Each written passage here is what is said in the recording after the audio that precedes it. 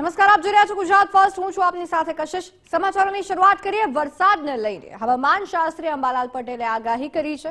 દક્ષિણ પશ્ચિમના પવનો નબળા પડતા ચોમાસું હવે નબળું પડ્યું છે. 17 થી 20 જૂન વચ્ચે અરબ સાગરમાં હળવું દબાણ ઊભું થવાની શક્યતા દેખાઈ રહી છે. ગુજરાતમાં 17 થી 19 જૂન વચ્ચે હળવાથી મધ્યમ તો ક્યાંક ભારે વરસાદ પણ પડી શકે છે. 19 થી 21 જૂન વચ્ચે મહારાષ્ટ્રમાં ભારે વરસાદની શક્યતા છે. 22 થી 25 જૂન વચ્ચે ગુજરાતના મોટા ભાગના વિસ્તારોમાં મધ્યમથી ભારે વરસાદની શક્યતા છે. તો 5 થી 8 જુલાઈ વચ્ચે ગુજરાતમાં સારો વરસાદ પડવાની શક્યતા છે. 11 થી 13 જુલાઈ વચ્ચે રાજ્યના કેટલાક ભાગોમાં અણધાર્યો વરસાદ પડશે.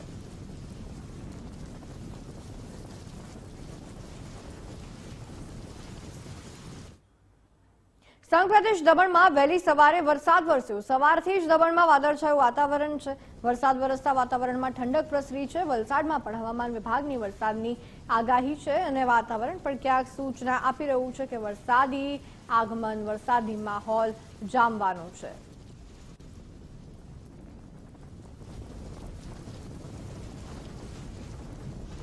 વલસાડમાં પણ હવામાન વિભાગની વરસાદની આગાહી છે. તો સંઘ પ્રદેશ દમણમાં વહેલી સવારથી જ મેઘરાજોનું આગમન થયું છે. વાદળછાયું વાતાવરણ અને આ વચ્ચે વરસાદી માહોલ પણ જામ્યો છે.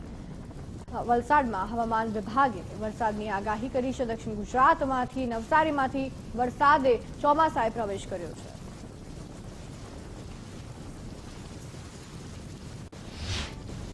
સત્તરથી 19 અરબી સમુદ્રમાં એક લો પ્રેશર બનવાની શક્યતા રહેશે અને આ જે લો પ્રેશર જે છે જેના કારણે ફરી પુનઃ ચોમાસું સક્રિય રહે છે અને તારીખ 19, 20 અને 21 મુંબઈમાં ભારે વરસાદ થવાની શક્યતા રહે છે અને આદ્રા નક્ષત્રમાં તારીખ 22, 23 અને 24 જૂનમાં સારો વરસાદ થવાની શક્યતા રહે છે. પછી 25 જૂન સુધીમાં વરસાદ રહી શકે. ત્યારબાદ 5 થી 8 જુલાઈમાં પણ વરસાદ સારો થવાની શક્યતા રહે છે. 9 થી 11 જુલાઈમાં અણધારો વરસાદ થવાની શક્યતા રહે છે. એટલે નબળું પડેલું ચોમાસું હવે ધીરે ધીરે જૂનના બીજા સપ્તાહથી સક્રિય થશે. પરંતુ પ્રથમ સપ્તાહ તો કંઈક કશે નબળું રહેશે. કોઈ ભાગમાં ભારે તો કોઈ ભાગમાં ઓછો વરસાદ થવાની શક્યતા રહેશે.